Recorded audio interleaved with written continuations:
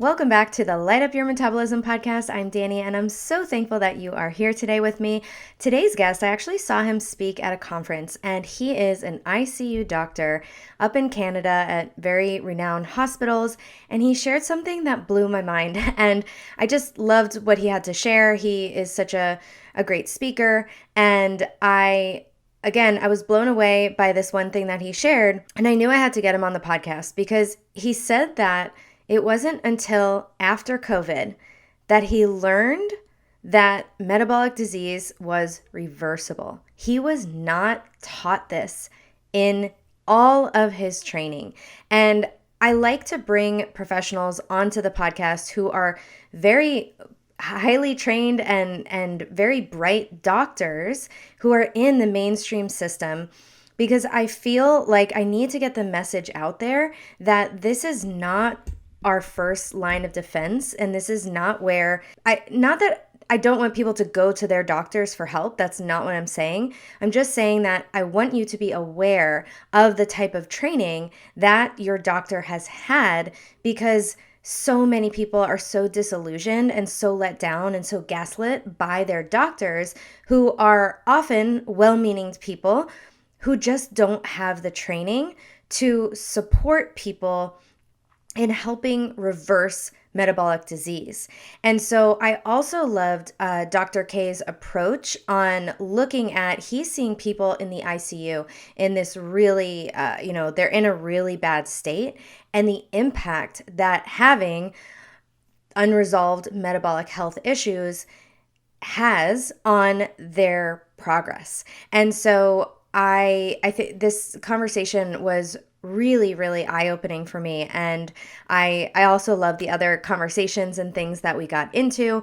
We talked all about different barriers to eating healthy food in different populations. And we talked about exploring the role of vitamin D in metabolic health and the importance of personalized healthcare, which is also often something we can't get from our primary doctors. And again, this isn't to say don't ever go to a doctor and they're terrible people. That's not it at all. It's just the system in which they're trained really holds them back.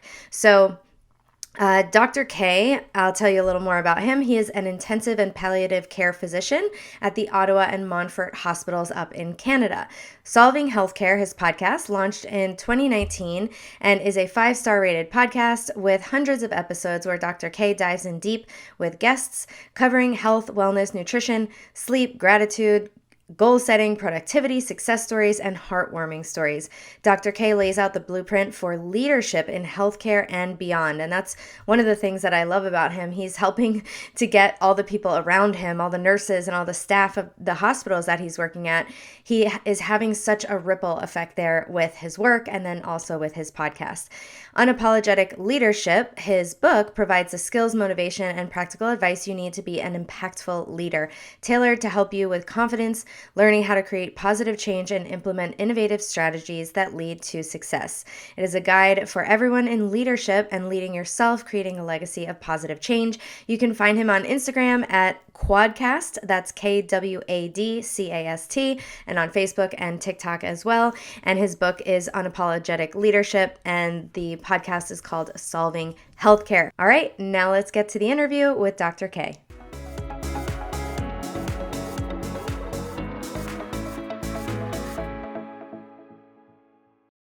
Dr. K, I'm so excited to chat. We met at a CrossFit summit, and I was so excited about what you had to share. So thanks for being here today. Danielle, I don't know if I'm never been as hyped for an interview that I've been in a long time, because the energy that you brought that day was amazing. You and Molly, I saw you guys coming out of the hotel room, and that energy that you brought, the enthusiasm, and then I started following you guys on Instagram. I love the content, yo. So this is a true privilege. So thank you, Danielle. Thank you so much. And yeah, I was just so taken aback by your story as an ICU doc and sort of what you shared there. I don't want to give it away, but can we start with what was your training like? What did you learn? And put this in the context of metabolic health, and how did that change?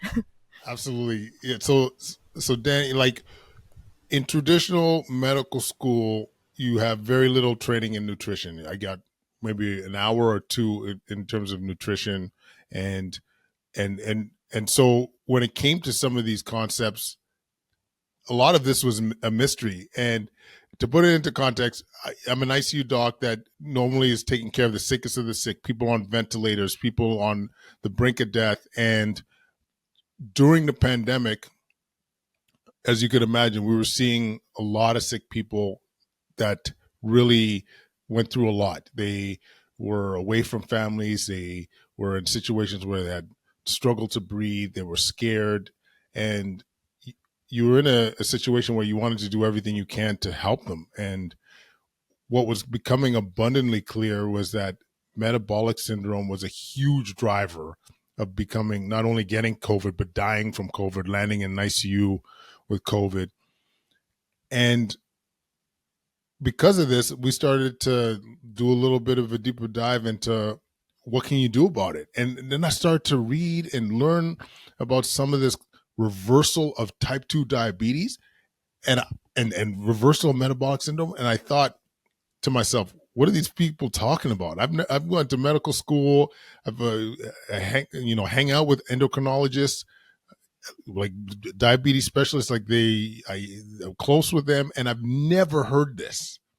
And so then you start reading about Jason Fong, you start Rob Wolf, started Ken Berry, even interview them on the show, and my mouth and eyes were just like, "What are you telling me? This is crazy." Was a total mystery to me that you could do this, and then seeing people reverse their metabolic syndrome in sometimes weeks, months. I was like, we got to preach this to the world, folks. We got to tell everybody about this. And what I've struggled with is the idea of trying to put this in mainstream media and really draw attention to this didn't really catch on. Like back in Canada here, I was doing a lot of local media. I was doing some national media too with COVID updates. When I would pitch it, nobody would bite. It wasn't sexy enough news, you know what I'm saying? And to me, what's disappointing is that these measures are life saving. You think about the trajectory of people, not only of COVID, but heart disease, strokes, cancer, all get better when you improve your metabolic status. So that was really the genesis of us covering this content and doing talks about this. Because when if you have to see me at work, it's not good. Like it really is a tough situation because unfortunately you don't end up as strong as you once were. You're not the same person when you come in as sick as we see our patients. So to me, it was just a huge signal during the pandemic that we need to do our best to get our patients and population healthier. Yeah, I couldn't agree more. So I just want to sum up for a second. You are a classically trained ICU doctor, very skilled at what you're doing. I'm sure you had years and years of education, and you had a couple of hours at best of nutritional information, education. I'm sure that wasn't the same nutrition information that maybe you talk about now with maybe some of your clients or on your podcast, and maybe we can talk about what it was that you actually learned, because I'm just fascinated. And you didn't know that type 2 diabetes and metabolic syndrome, insulin resistance, that these things were reversible, that you were taught that these were chronic, progressive diseases. And that also maybe mirrored what you saw as well. So you had never seen anyone do this, reverse these things before you actually started learning about it. Is that right? 100%. Yeah. So classic teaching in school, Canada or American Food Guide, heavy on the carbs, heavy on the grains, not emphasizing protein intake. In fact, saying too much meat is bad.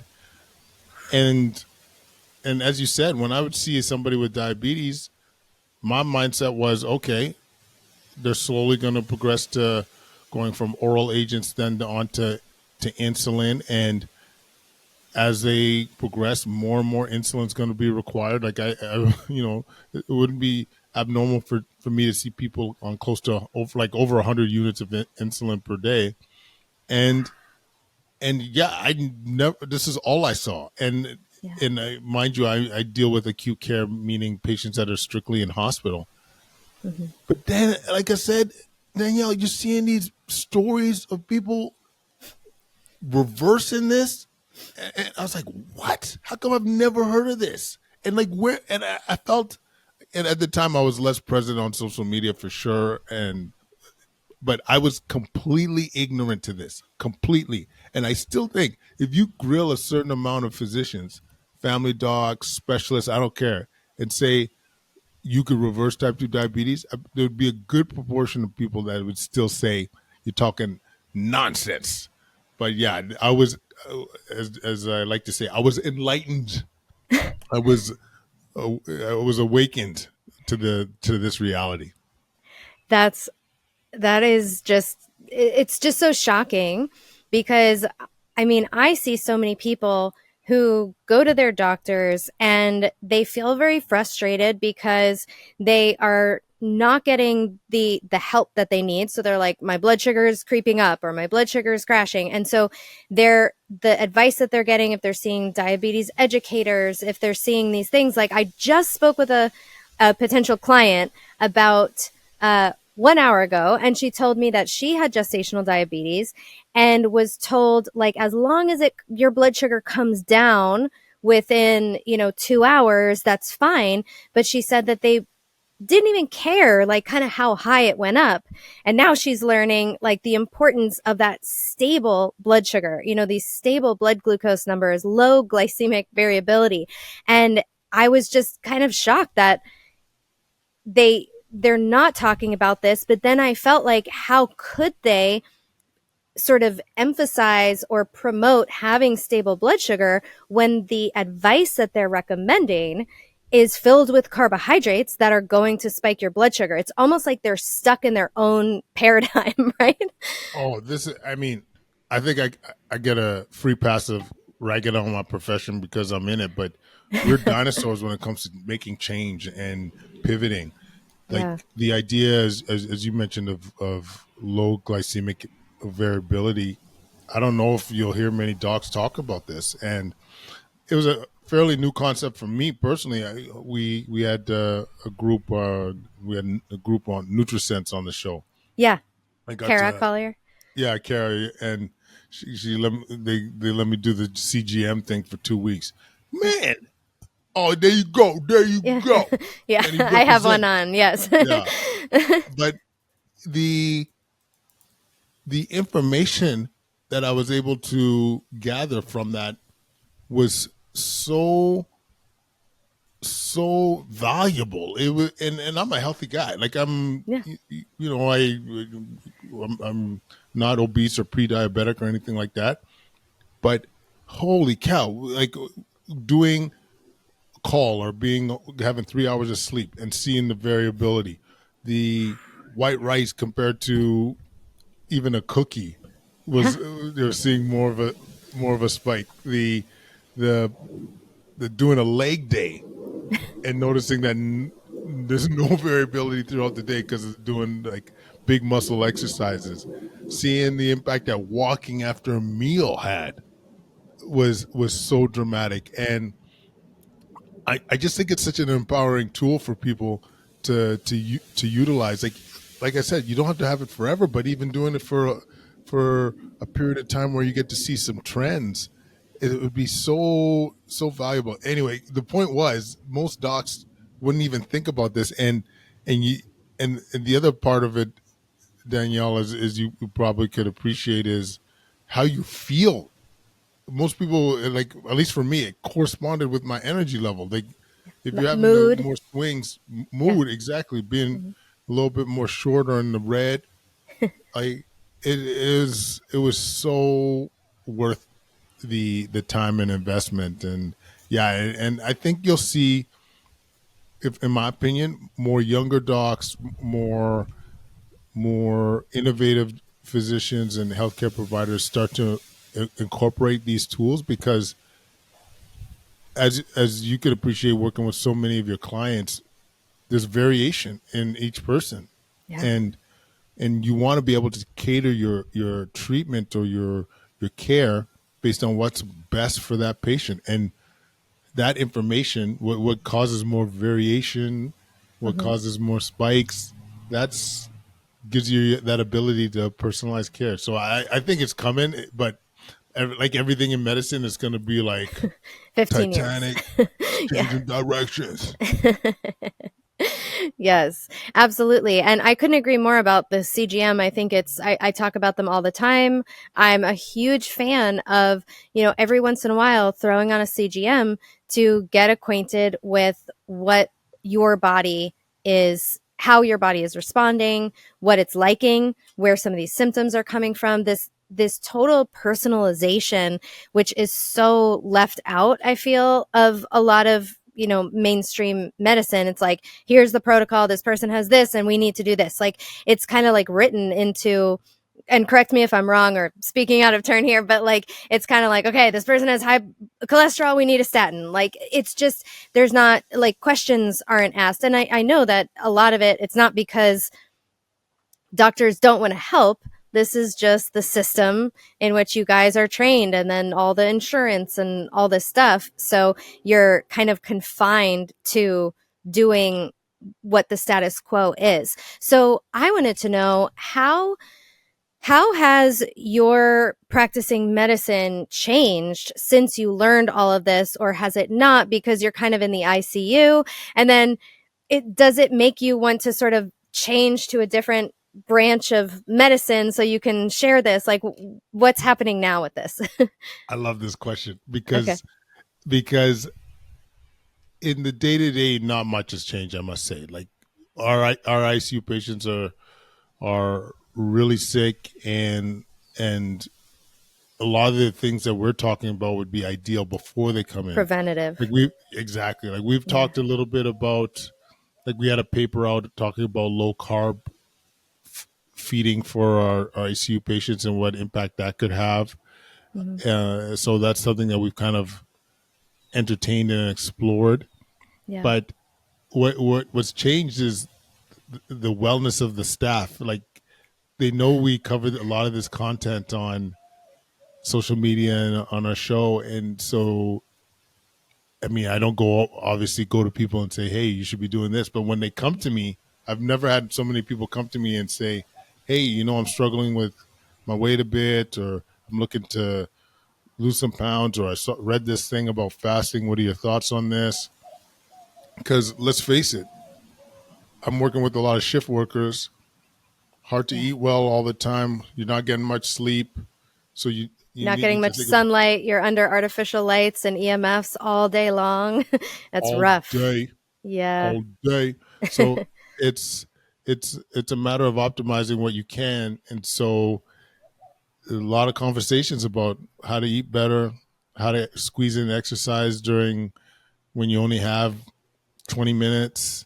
Yeah. And that's been really, it's been really, like, you get a lot of joy from those conversations, because you're having an impact on people's lives and the people around them. Like, when you have an ICU nurse or an emergency room respiratory therapist that is now feeling better about themselves, more energized, they're going to be providing that much better care to the patients, and I love that. and they're reducing their burnout. They're less likely to call in sick. All these things are improved because they're feeling better. They're stronger. They're more energized. So that's been the area where I felt like it's made a difference. Um, Hmm. and then and then common folk on social media, like, I think that's also an area where you'll have a buddy's mom that saw something about CGMs, or buddy's mom that saw something about uh, whatever it might be, low carb, keto, and they've been able to explore that, and they've gotten benefits from that.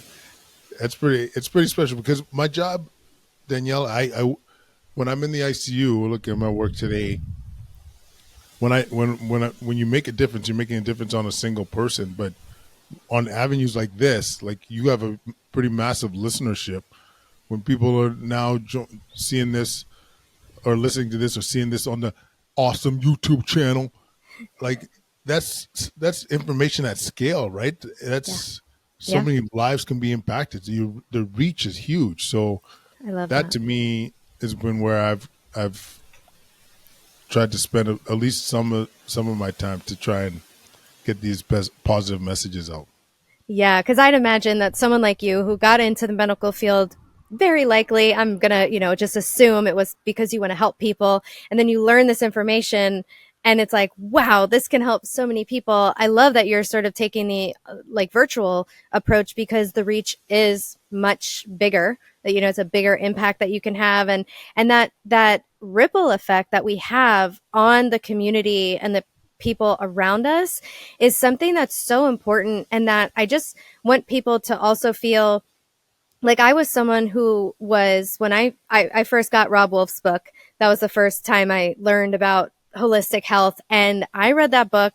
It was about the paleo diet. And I was just wanting to shout from the rooftops, like, we've been lied to. And oh my gosh, you can heal yourself. And then I changed my diet. I ate all real food and all these things went away. My allergies, my asthma, my eczema, my like acne, like just, I mean, countless things that people, I'm like, I didn't know allergies could go away. I didn't know I could get rid of this. Like, same thing as you, where it's like, I did not know these things were reversible. How come when I was paying you, copays 3 times a week for these allergy shots, you guys never seem to mention that this is reversible? And I don't think they knew. Like, they didn't know. I would Yeah. say, why do I have this? They're like, must be bad luck, must be genetics. And I was like, wow, that's really disempowering. Like, Yeah. it's just, I feel like that message out there is like, you just have to take this, you have to get this procedure, and this is just what it is. And that message just, it never sat well with me, but I didn't have any evidence to believe the contrary. It just felt wrong in my body because, if I cut my hand, it starts healing immediately. So we live in these self-healing machines, and it's like, oh, it makes sense. Like, it just clicked right away. Like, oh, it makes sense that if we give our body the food that provides the nutrients that it needs to do what it needs to do, it would heal itself. If we put our bodies in an environment in which it evolved in, like, you're in a very artificial environment right now. It's not ideal for healing, but like, that it doesn't promote health. And so if we are tapping into like removing these barriers from healing, adding in the things that we need to heal, that the body can heal itself. And I just feel like that's so empowering and so exciting for a lot of people. 100%. Yeah. 100%. Like having that agency Yes. is is everything. I mean, you spend so much time and you hear so much time, you need this med, you need that med. No one tells you, we don't spend enough time giving you the tools on how to take control. Yeah. And I still, like every day, I feel like I get shocked at some of these stories where people have pivoted their diets Mm-hmm. and put some conditions in remission. Like, I'm trying, what conference was that? Low Carb Denver I was at over a year ago. Yeah. And and Sean Baker was coming on telling about some of these carnivore stories. And I was just like so taken aback. People with their MS, people with their other autoimmune disease, putting that in remission based on what you ate. Like, it just, it's intuitive. It's intuitive when you say it and when you map it out, but it's just not what we were taught. Yeah. And and then you also think, I mean, I know I'm preaching to the choir here, but the amount of junk we actually eat, like, you just take it for granted when you like, middle of the food aisle and you look at the list of ingredients and you see how many chronic conditions and all these things.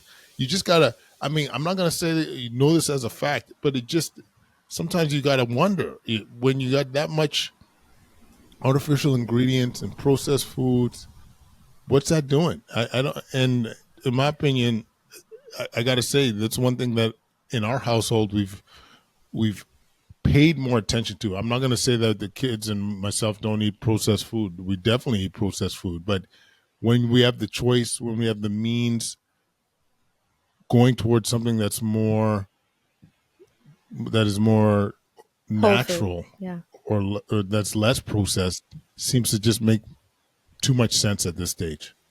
Totally. And so that brings up a great point that I would love to chat with you about, that this idea that it almost feels like eating healthy, what what I'm sort of labeling as healthy are maybe like single ingredient foods. So like what our great great grandparents would have recognized as food.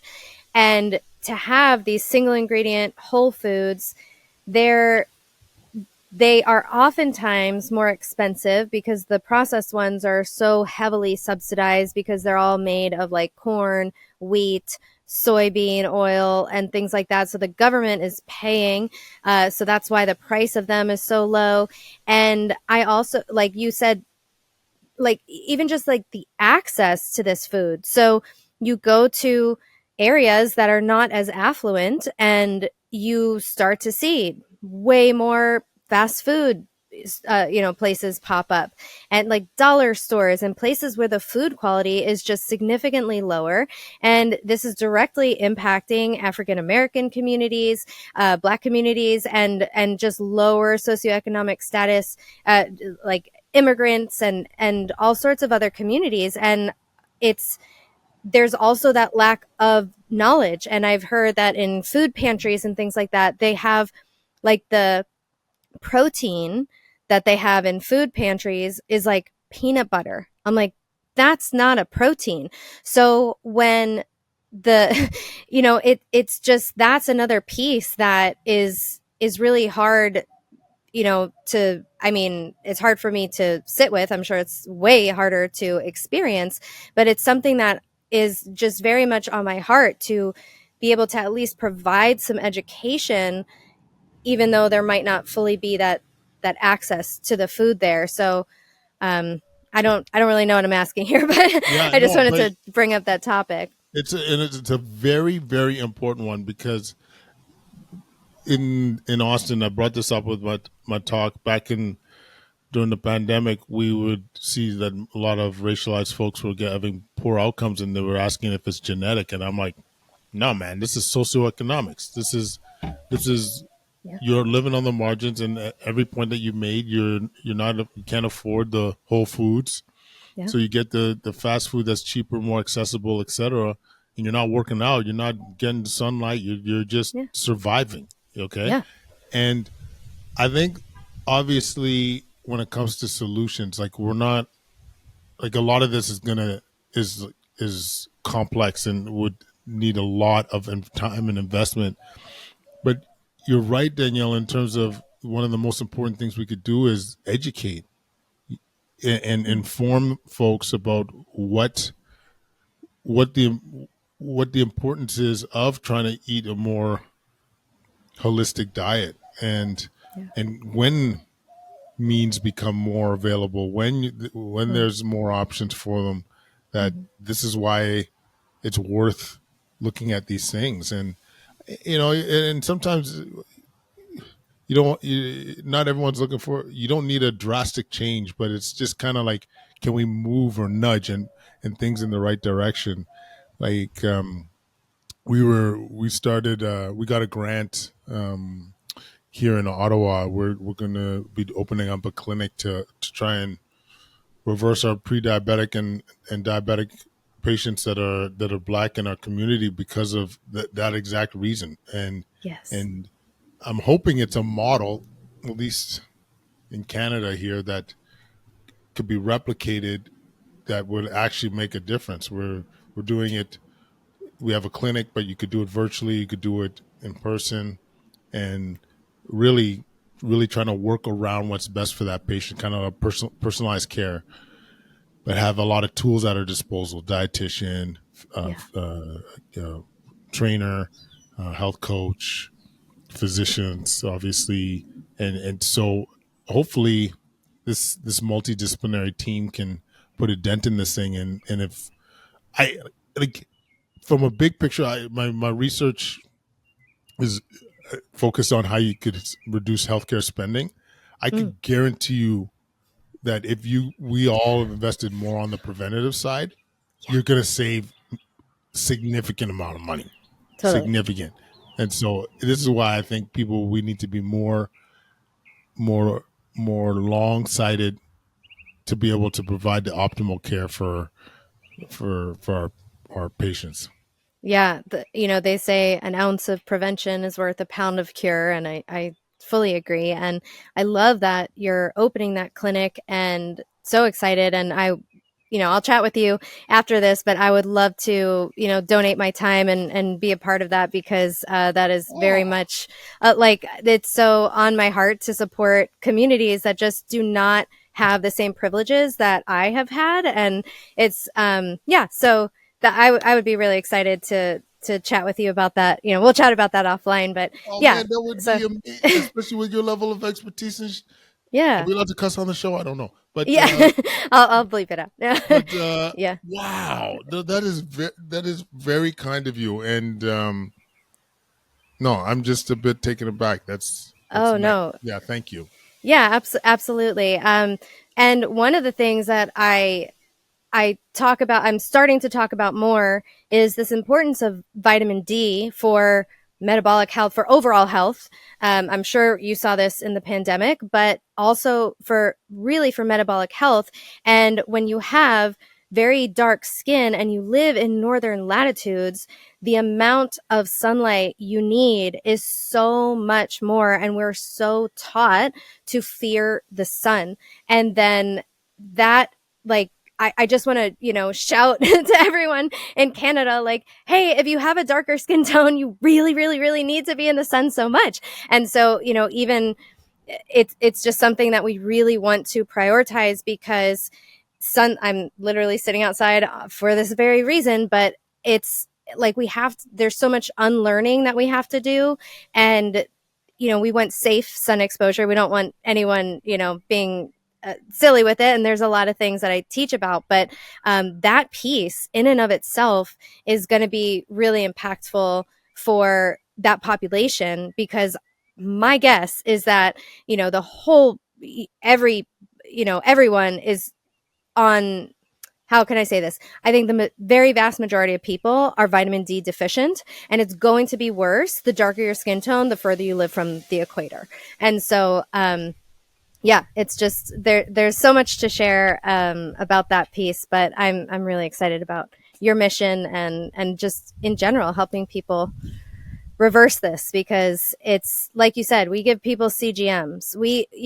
All of a sudden they're like, holy crap, like that, you know, thing of French fries spiked my blood sugar like 150 points. It stayed elevated for super long. And then it's like, okay, if I do go to McDonald's and I do 2 burger patties and, something instead, it's like, I don't get that same spike. So there's things that we can do within people's means that will make a huge difference, even if we can't get them, like the grass fed steak. So yeah, that feels exciting.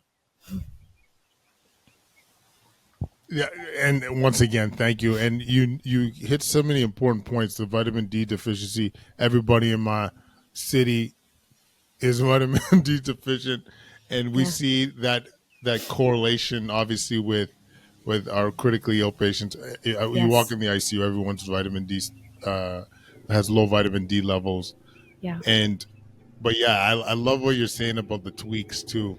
Yeah. Actually that's one thing that I learned from Rob actually, and I actually did a post about this recently. I was at a restaurant and we instead of getting fries, I got this. It was a Memphis fried chicken sandwich. I put an extra patty on there and went with a salad instead. And of course, I was full. I was more sustained, and if I had a CGM on, I would assume that it would have been better than throwing down those French fries. And but yeah, I love the idea of trying to work with the client and with the patients, and and not be so dogmatic about everything, but work with them. This is where I think we need to go. And because I think, I mean, you'll know this better than me, because I don't really work with folks to at a like on a chronic level, but so many people get discouraged when they fall off the wagon, and because they feel like they got to be so dogmatic and stick to what they're told, and the second they fall off the wagon, then they go back to their old ways. And I think one of the things that we as clinicians need to teach is compassion, man. Like, just be be kind to yourself, be kind to what you're going through, and just be proud that you're doing the process, and fall in love with the process, and celebrate the wins. You know what I mean? And good things will happen. I love that you brought that up, because everything you just said are things that I teach in my blood sugar mastery program. It's an 8-week coaching program.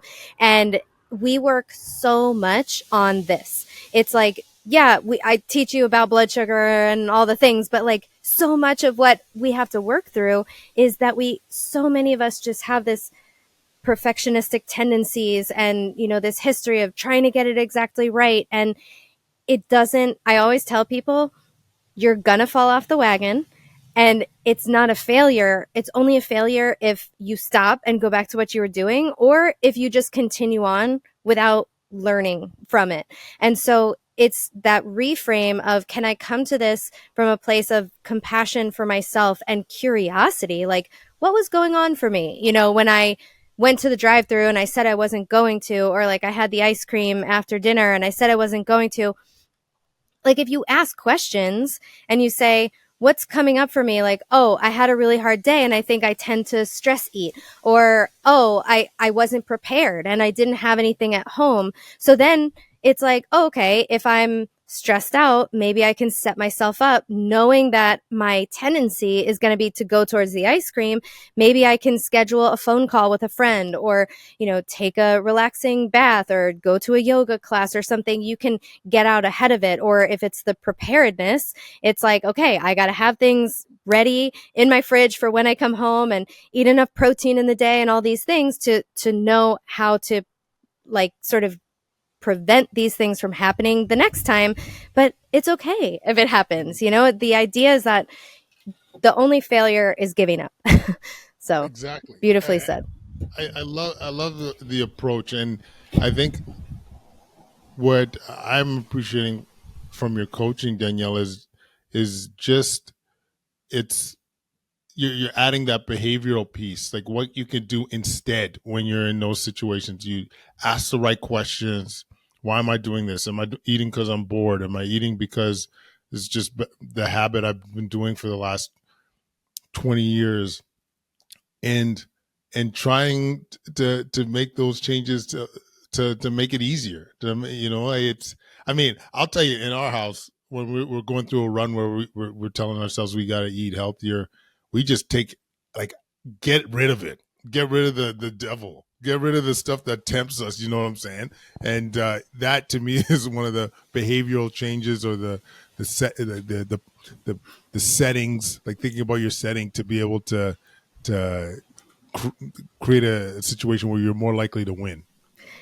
That is the step one of blood sugar mastery is literally throw out the things that are temptations, that are, I call them avalanche foods. So even if it's like a raw cashew, but you're a person where you have one raw cashew and you finish a bag, like that's it, that it's not a good food choice for you, right? So it's that I, again, couldn't agree more. I feel it's nice to be so on the same page as someone. So I wanted to circle back to being in the ICU. You said something like, why do people leave less healthy and strong than when they came in? Like, is that common of hospitals in general? Is it just the ICU? Like, what is that piece? Like, so I'll picture this, Danielle. Okay. You come in with a wicked viral pneumonia at your I'm assuming your tender age of 23, and you 38, but thank you. you now are uh, all your energy, all your muscles, all this adrenaline is to keep your heart beating, to help you breathe, all these things, right? And now you're so sick that we need to do the work for you. We need to do the work for your breathing to put you on a ventilator. We need to make sure your heart is beating okay, so we give medications for that. And in the meantime, you might, because you're working so hard to try and maintain your life, you might not get as much blood flow to some other your organs like your kidneys, your intestines, and so all these things have now become ultra sick. So on top of that, we put you on a ventilator. You're on a medication that keeps you sedated and comfortable. But now, because you're not doing any work, your muscles are starting to atrophy. You see different numbers, but like 1 to 2% a day. Like if you think about what you're doing on a daily basis, you're getting up, you're moving around, you're even going to the bathroom. You're doing none of that. For if you had a bad viral pneumonia even at the age of 23, you would be potentially on a ventilator for close to 2 weeks, right? And so you are being completely deconditioned. You are on medications that unfortunately often carry a risk of depression, anxiety, PTSD. So you're not as motivated necessarily as you might have been if you knew what you were dealing with. You might be delirious because of the medications, because of your sickness. So even if you survive, which of course you're going to survive because you're in the loving hands of Dr. K, you are you're weak and you're deconditioned. And if you had a bad viral pneumonia where you're having extended, or viral or bacterial pneumonia, I should say, that you had an extended stay in the intensive care unit, your lungs they're not the same. They don't have the same ability to create gas exchange. So even we have studies that going up the stairs a year later after something like this, you're still short of breath. So this is how significant being critically ill, landing in an ICU can have on someone that is young. But then you think about our average age of patients in there, they're not quote unquote young. They're usually in their 60s or older for an average age. So after significant illness, some people unfortunately just don't make it home. And about a fifth, one fifth to 1/6 of our patients don't survive either. So it's not a good experience. You obviously, if you're desperate and you need to come to an intensive care unit, that's what's going to keep you alive. But if you could avoid going into an intensive care unit, that's even better. So that's Right. I think hopefully that clarifies or paints a Yeah. picture on why you end up so sick or not the same person after you leave in an intensive care unit. Yeah, exactly. That's very clear. And I have two follow-up questions. The first is I do want to talk about what the atrophy of the muscle is going to then do to our metabolic health. But let's jump before someone gets to the ICU. What is the impact of metabolic health that you see? What is the role that it's playing in the people who land in your ICU? And Yeah. obviously, it's not going to be everybody the same, but if you can talk a little bit about that.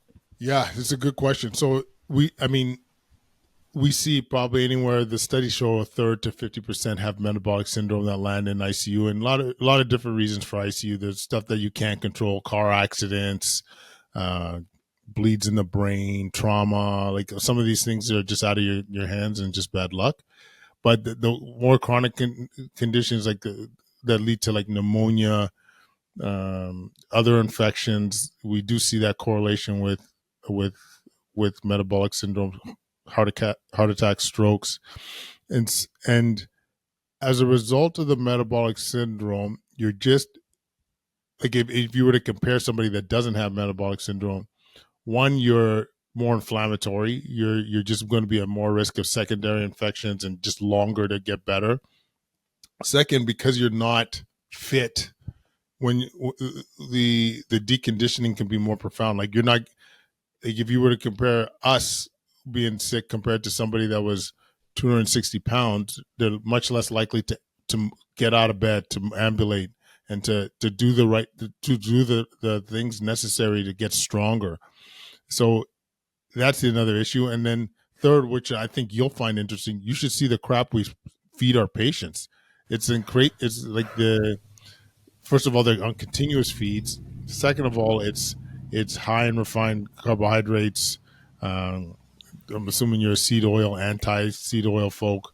Yeah. Um, so, in my opinion, it's a very pro-inflammatory feed, and we see Yeah. it with their blood sugars being hard to manage with a lot of patients, and often actually it's one of the signs we see before secondary infection is like you'll see their blood sugars are starting to get tough to manage, and then soon after their their infection manifests. But yeah, Yeah. it's wild, and so yeah. To answer your question directly, in my opinion, we see a lot of patients come in with metabolic syndrome.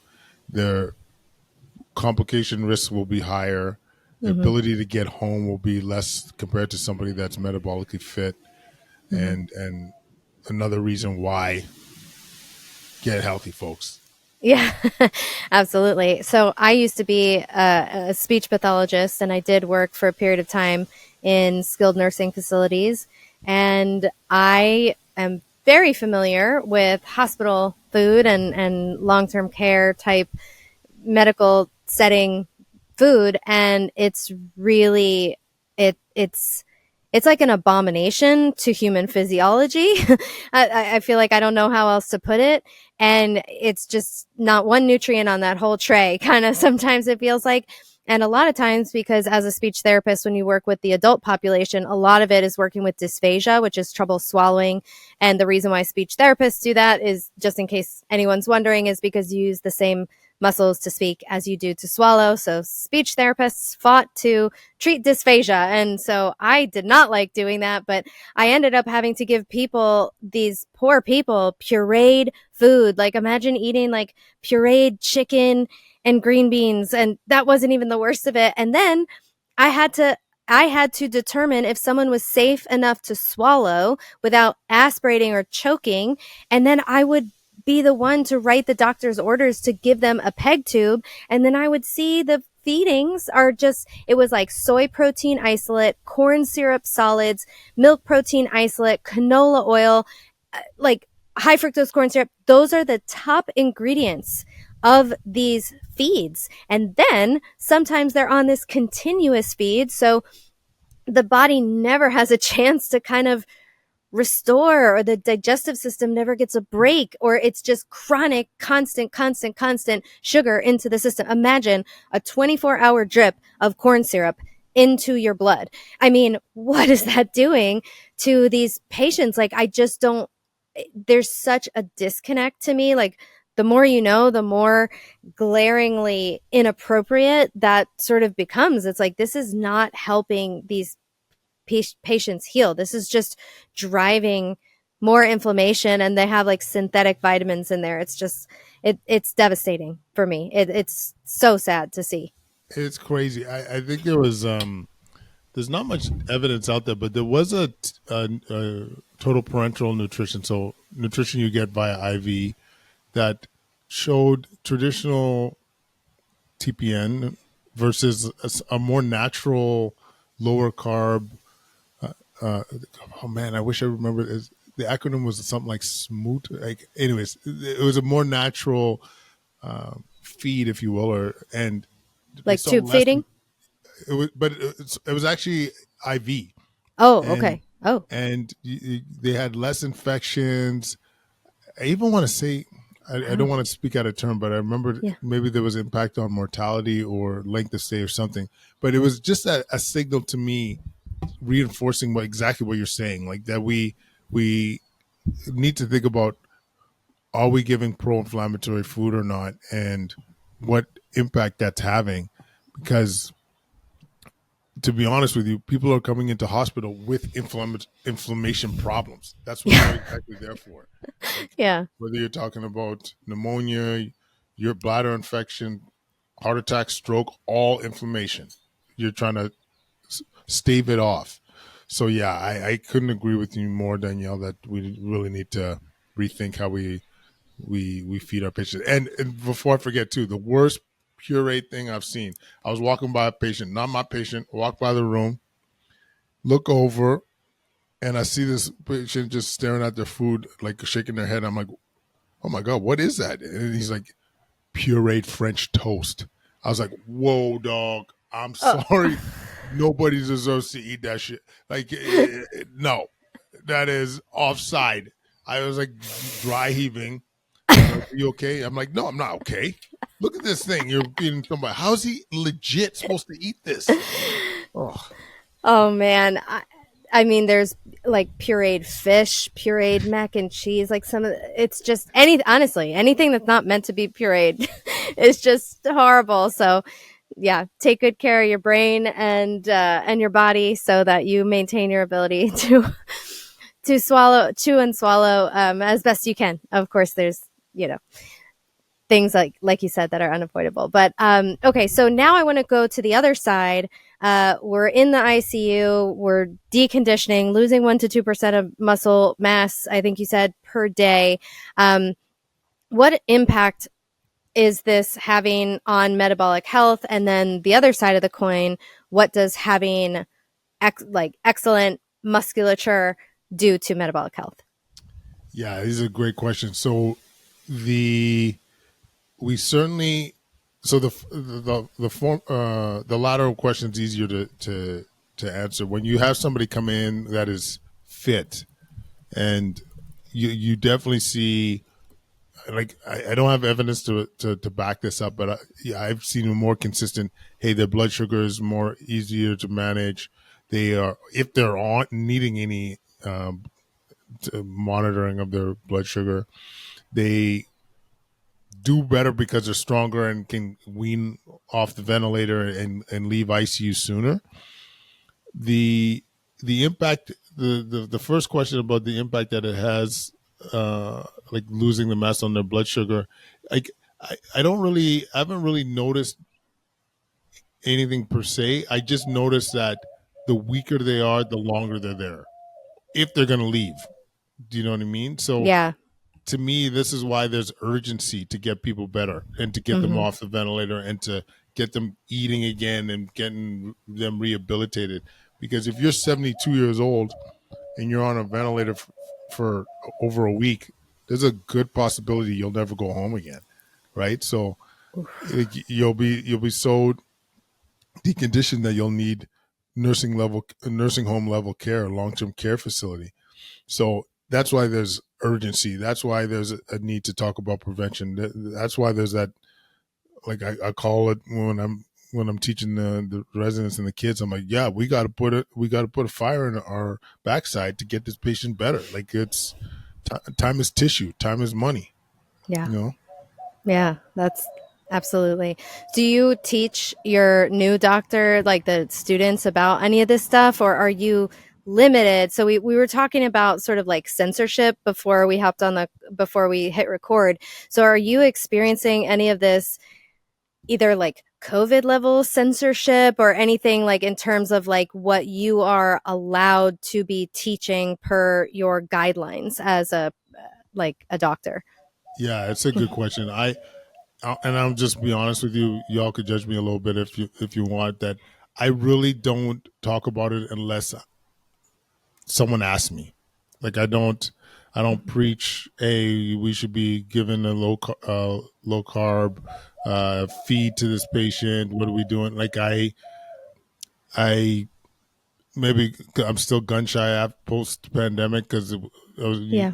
as we were mentioning, Danielle, like we've had attacks on our family for online threats to your job, all because of stance you've made during that crazy time period. So yeah, it's still a little gun shy to totally speak my It's mind, but hard.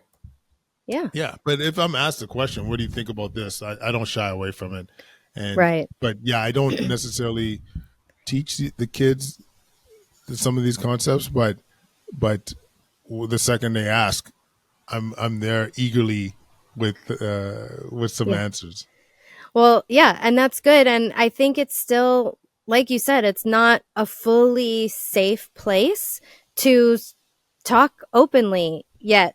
And, and I mean, the craziest thing is that I stopped saying for so many years when I was posting on Instagram, I stopped talking about the immune system, because if you said anything that with the word immune, your post would get some flag on it about the CDC and all these things. And so there came a point, I mean, I think it was like last year where I'm just like, oh yeah, like blood sugar, like optimizing blood sugar is good for your immune system too. Like I had forgotten, like there was a lapse because I couldn't say it for so long. And I was just like, oh my God, that's horrible that I'm just so not used to listing it as one of the benefits. I'm like, better blood sugar, it's going to help your mood. It's going to help your energy levels, your sleep, and blah, blah, blah. And I just forgot to talk about the immune system because I was just so used to not saying it. So it's hard. And that's where it's like the disruption of the system is got to be a little bit more of like a grassroots movement, and kind of what we were talking about earlier, that ripple effect. And it's like you are impacting the people around you with what you're talking about, how you live, like the vitality that you feel. People ask questions. And so if someone's feeling like, I really care about this and I'm agreeing with what you guys are saying, and you kind of maybe feel a little helpless to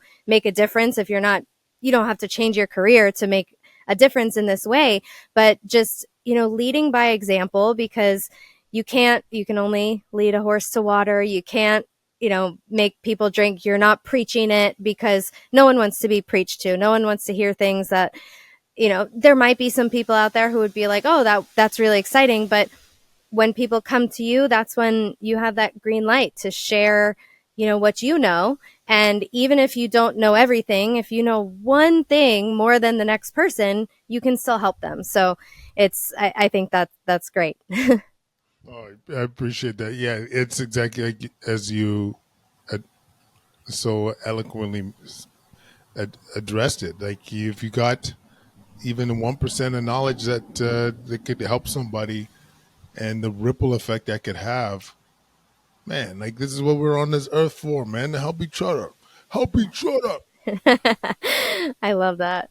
I love your energy, your message, what you're doing in the world. Where can people find you? And do you work with people, or you just work with people like you have the podcast? Tell me what you have going on.